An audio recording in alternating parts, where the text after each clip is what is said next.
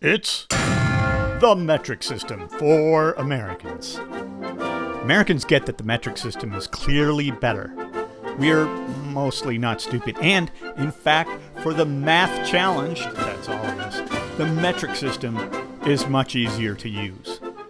But we didn't grow up with it. So instead of ripping the Band-Aid off in the 1970s and converting to the metric system, we have to use the imperial system, with its capriciously aggregating units that the imperials largely don't even use anymore.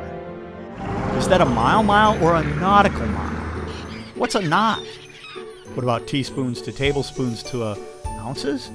Cups? Pints? How many acres are there in a hectare? Everybody on the globe officially uses the metric system, except for America and Liberia, which makes sense, and Myanmar. America was the first nation to throw off her evil imperialist colonial rulers who went metric. But we kept their medieval measuring system. We all agree this is stupid. However, in America, we are very fond of kilometers for foot races, and in the military.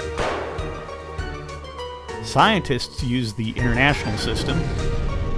Americans drink soda by the liter. We love our 9mm guns. It's really easy to get used to, and you could just pretend a meter is the same as a yard. Good enough. In cooking, a little scale in the kitchen for measuring in grams is both easier and more accurate.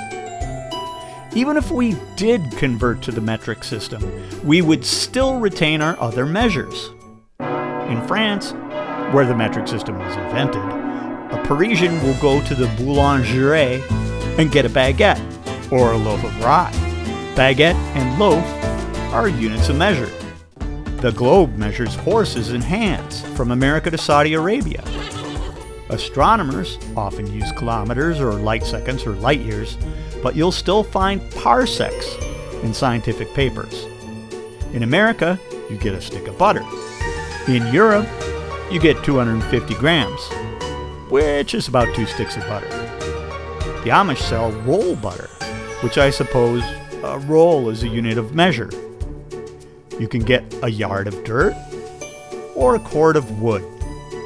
See how easy this is? But in England and the Commonwealth, a pint is 20 British ounces. It's an imperial pint. The only way to compare them then is using the metric system. Or you can get beer by the yard in Scotland. Or get it by the can. Or the half barrel. Or German beer by the boot. Yes, that's a very real thing. But the Germans, being sensible people, mostly use liters.